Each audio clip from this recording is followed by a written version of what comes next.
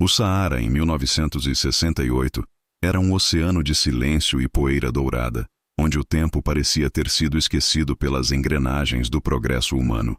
O calor não era apenas uma sensação, mas uma força física que distorcia a linha do horizonte, transformando dunas sólidas em miragens trêmulas que brincavam cruelmente com a sanidade dos observadores.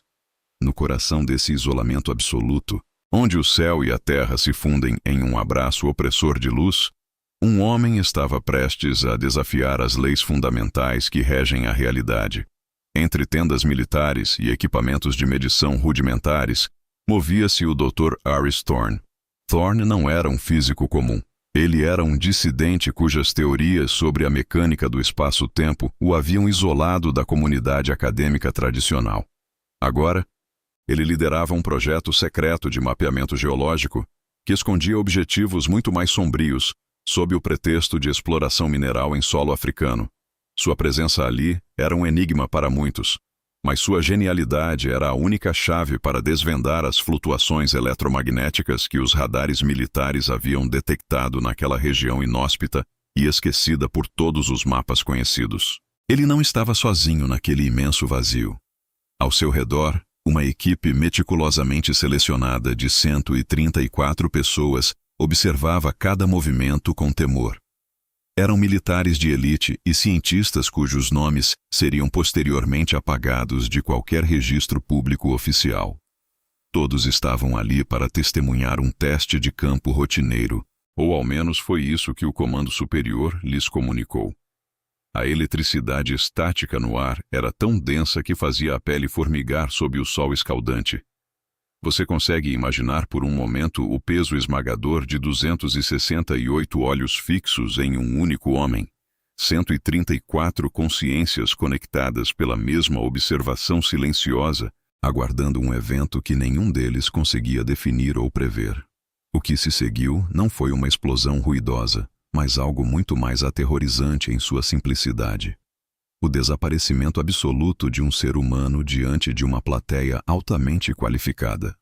Thorne caminhou em direção a uma depressão arenosa onde os instrumentos indicavam uma anomalia térmica sem precedentes, movendo-se com uma confiança que beirava o sacrifício religioso. À medida que ele avançava, o ar ao seu redor começou a vibrar como se o tecido da realidade fosse um vidro estilhaçado em câmera lenta. Thorne não hesitou. Ele continuou firme, com uma expressão de curiosidade quase transcendental, como se estivesse ouvindo uma melodia que ninguém mais podia captar. De repente, o físico parou. Ele não correu e não gritou. Diante dos olhos atônitos dos espectadores, o corpo de Thorne tornou-se translúcido, uma silhueta de cristal fundindo-se com o ouro do deserto até ser tragado pelo nada.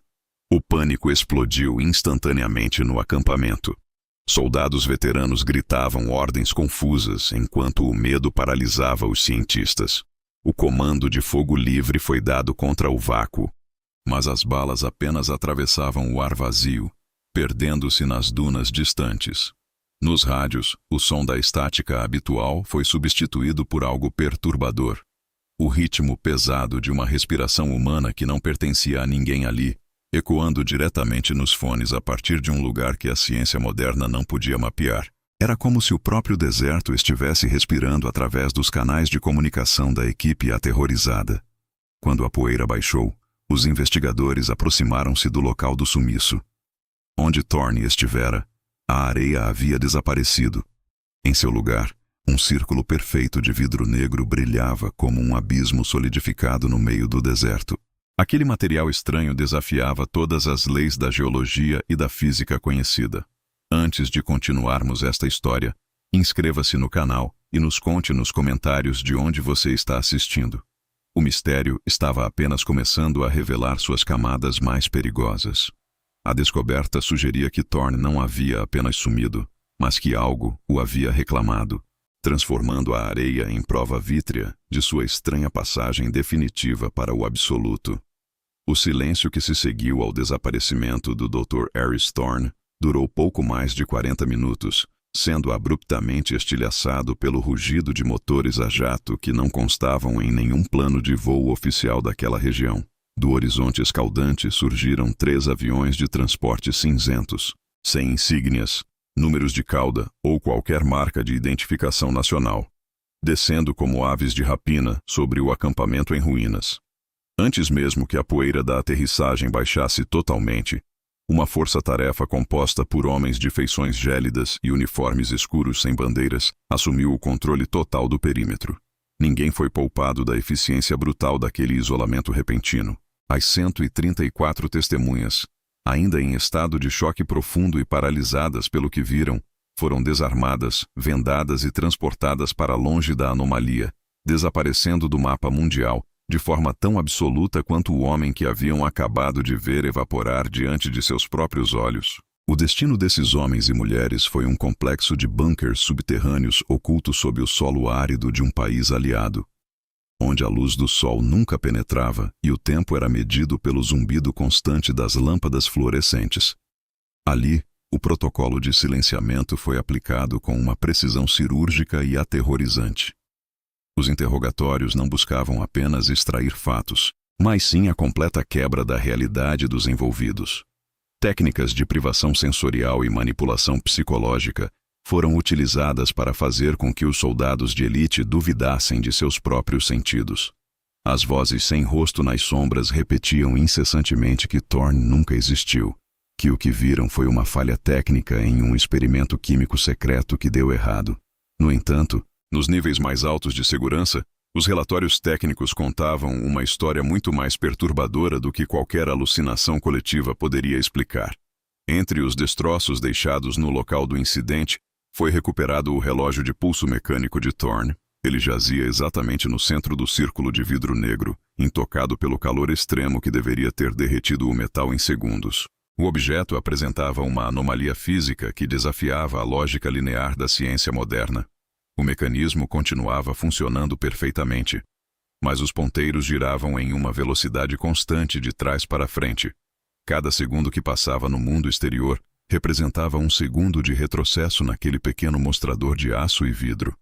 Era como se o tempo, para aquele objeto específico, tivesse decidido seguir um curso oposto ao resto do universo conhecido, mantendo uma conexão invisível com seu dono ausente. Nos corredores sombrios das agências de inteligência durante o auge da Guerra Fria, documentos marcados com o mais alto nível de sigilo sugeriam que o Saara havia se tornado o palco de um teste involuntário de tecnologia de deslocamento molecular. Soviéticos e americanos trocavam acusações veladas, suspeitando que o outro lado tivesse alcançado o impossível. O que nenhum dos lados admitia publicamente era o terror absoluto de que Thorne não tivesse sido vítima de um experimento, mas sim reivindicado por algo que habitava o deserto muito antes da humanidade. A análise química do vidro negro revelou isótopos radioativos, cujas assinaturas atômicas não correspondiam a nenhum elemento encontrado na Terra, sugerindo uma origem externa ou dimensional. O trauma não permaneceu confinado aos bunkers subterrâneos. Meses após o incidente, as testemunhas que foram libertadas, sob vigilância estrita, começaram a relatar fenômenos impossíveis em suas vidas civis. Em cidades separadas por oceanos, esses homens acordavam no meio da noite com a sensação tátil de areia entre os lençóis e um frio inexplicável que emanava das paredes. Eles descreviam, em sussurros apavorados a médicos militares, a visão recorrente do Dr. Harris Thorne parado ao pé de suas camas. Ele aparecia coberto por uma fina camada de poeira dourada, com os olhos fixos e a boca aberta em um esforço eterno para pronunciar palavras que nunca chegavam a emitir som. A tensão atingiu seu ápice exatos 6 meses após o sumiço, quando uma estação de rádio de longo alcance captou uma transmissão vinda das coordenadas exatas do vidro negro. Através da estática pesada, uma voz emergiu. Era a voz de Thorne, clara e desprovida de qualquer emoção humana, repetindo incessantemente as coordenadas geográficas de sua própria partida, como um farol guiando algo imenso em direção à nossa realidade. O confronto entre um general que desejava bombardear o local e um cientista que acreditava que Thorne havia se tornado uma porta-viva estava apenas começando. Enquanto o rádio continuava a ecoar o chamado do abismo, 20 anos se passaram como um sopro de poeira sobre as dunas imutáveis do Saara. Em 1988, uma patrulha de reconhecimento estancou diante de uma visão impossível. No centro exato do círculo de vidro negro, um homem caminhava sem rumo sob o sol escaldante. Era o Dr. Harris Thorne.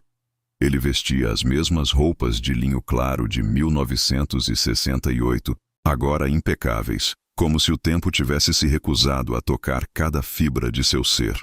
Não havia uma única ruga nova em seu rosto, nem um fio de cabelo grisalho extra. O físico que havia evaporado diante de 134 testemunhas estava finalmente de volta. Mas o homem que retornou não era mais meramente humano. Levado para uma instalação de segurança máxima, Thorne tornou-se o centro de um estudo frenético e aterrorizado. Ele não possuía memórias de sua vida anterior ou da física teórica que outrora dominava. Sua identidade era um mosaico fragmentado de silêncios profundos. No entanto, sob as luzes ultravioletas do laboratório, a verdade vazava pelos seus poros. Sua pele emitia uma luminescência pálida, revelando padrões geométricos complexos que pareciam circuitos gravados sob a derme. Com dedos que nunca tremiam, ele passava horas desenhando mapas estelares na areia que carregava nos bolsos. Eram constelações que nenhum telescópio terrestre jamais havia registrado, coordenadas de setores do universo que nem deveriam existir em nossa dimensão física conhecida. A inteligência global percebeu que o caso Thorne não era um evento isolado, mas a peça de um quebra-cabeça planetário. Relatórios confidenciais traçaram linhas entre o Saara e outros pontos de falha magnética absoluta, como o Triângulo das Bermudas e o Passo de Atlov. O mundo estava repleto de cicatrizes invisíveis onde a nossa realidade simplesmente rasgava. Thorne era o primeiro a cruzar de volta desse abismo, ou talvez, o primeiro enviado como um mensageiro deliberado. O conflito entre o general, que via nele uma ameaça biológica, e o cientista, que via a chave para a imortalidade, atingiu o limite da sanidade. Eles queriam respostas, mas a verdade estava muito além da compreensão orgânica e limitada da humanidade contemporânea. No clímax dramático, cercado por sensores e armas prontas, Thorne parou subitamente de desenhar. Ele olhou diretamente para as câmeras de segurança, seus olhos subitamente límpidos, e entregou uma última mensagem em uma língua que soava como o ranger de placas tectônicas. Ele disse que o tempo era apenas uma ilusão de ótica da matéria densa. Antes que qualquer ordem fosse executada, o corpo de Thorne começou a vibrar em uma frequência sônica insuportável. Diante dos captores, ele não sangrou nem caiu. Ele se desintegrou em trilhões de partículas de luz, uma cascata de fótons que iluminou o bunker com a intensidade de uma supernova antes de desaparecer, deixando para trás apenas o cheiro de ozônio e o silêncio do vácuo absoluto. O segredo final, extraído dos dados daquela desintegração, era vasto e perturbador. O Saara não era apenas areia e rocha, era um hardware monumental e antigo, uma superestrutura de processamento deixada por uma civilização que precedeu a vida na Terra. As dunas eram componentes móveis de um sistema de armazenamento de dados biológicos, e Thorne foi o primeiro upload humano bem-sucedido. Ele não havia morrido em 1968.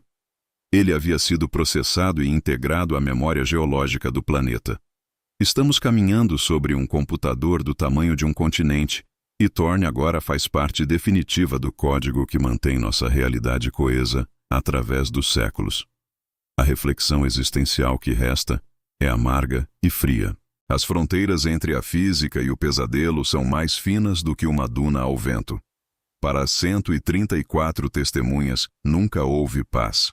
Onde estão essas pessoas hoje? Os registros foram purgados da história oficial. A maioria terminou em asilos de segurança máxima, gritando em celas acolchoadas sobre o homem de vidro que os observa através dos espelhos e das sombras. Eles sabem que a porta que Thorne abriu nunca mais será fechada e que o hardware milenar sob nossos pés pode decidir processar o restante da humanidade. Se você curte nosso conteúdo, então mergulhe no nosso universo ligando as notificações no sininho que logo tem mais.